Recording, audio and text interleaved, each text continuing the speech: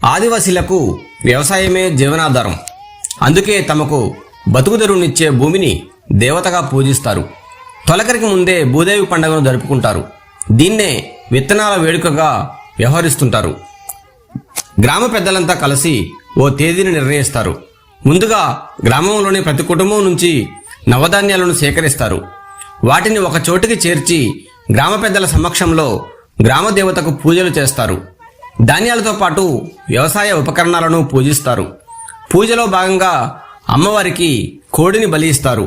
అనంతరం గ్రామ పొలిమేర బయట ఉన్న దేవతకు పందిని బలి ఇస్తారు. పండుగకు పందినిస్తే పైరుకు మేలు అని నమ్ముతారు. పంట పొలాలను పాడు చేసే పందులకు దేవతకు బలి ఇస్తే కరువు క్షామం లాంటివి రావని, పంటలు బాగా పండుతాయని ఆదివాసీల విశ్వాసం. పండుగ సందర్భంగా ఊరు చుట్టూ కట్టడి చేస్తారు. దీన్ని జడి అని వ్యవహరిస్తారు. పండుగ తర్వాత సగం మాంసాన్ని సహపంక్తి భోజనాలకు ఉపయోగించి మరో సగం వాటాను చేసుకుంటారు. అంతకుముందు గ్రామంలో సేకరించిన నవధాన్యాలను గ్రామస్తులందరికీ పంచుతారు. పురుషులంతా కలిసి గ్రామ సరిహద్దుల్లో సామూహికంగా విందు భోజనాలు చేస్తారు. ఆ రోజు రాత్రంతా గిరిజన సాంప్రదాయ రేలా పాటలతో, దింసా నృత్యాలతో ఆనందోత్సవాల మధ్య గడుపుతారు. మరుసటి రోజు ఉదయం తమ ఇండ్లలోని కులదైవాలకు ధాన్యం సమర్పిస్తారు. తొలకరి రాగానే సాగు పనులు ప్రారంభిస్తారు. ముందుగా కొండజొన్న, కొర్ర, సామ, నల్ల, అలసంద, కంది పంటలు ఎక్కువగా పండిస్తుంటారు. తొలకరి రాగానే సాగు పనులు ప్రారంభిస్తారు. ముందుగా కొండజొన్న విత్తనాలు నాటుతారు. కొర్ర, సామ, నల్ల, అలసంద, కంది ఎక్కువగా సాగు చేస్తుంటారు.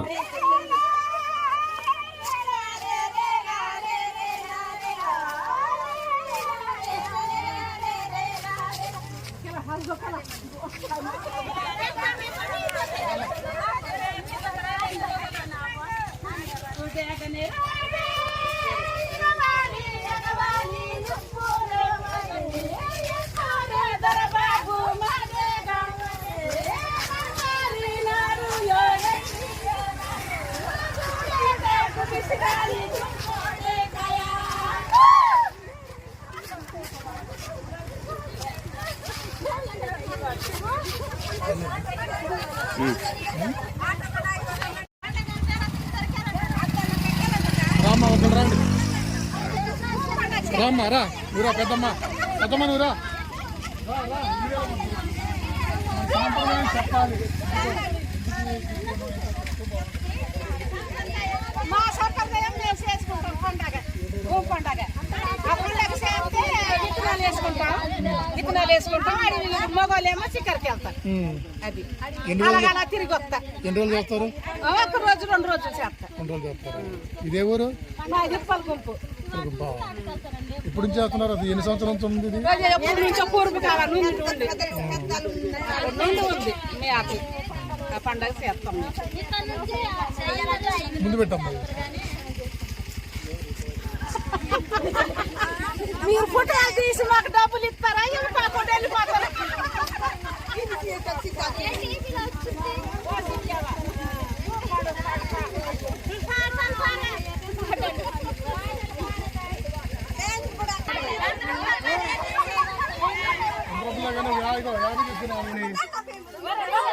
కానిండి అక్క,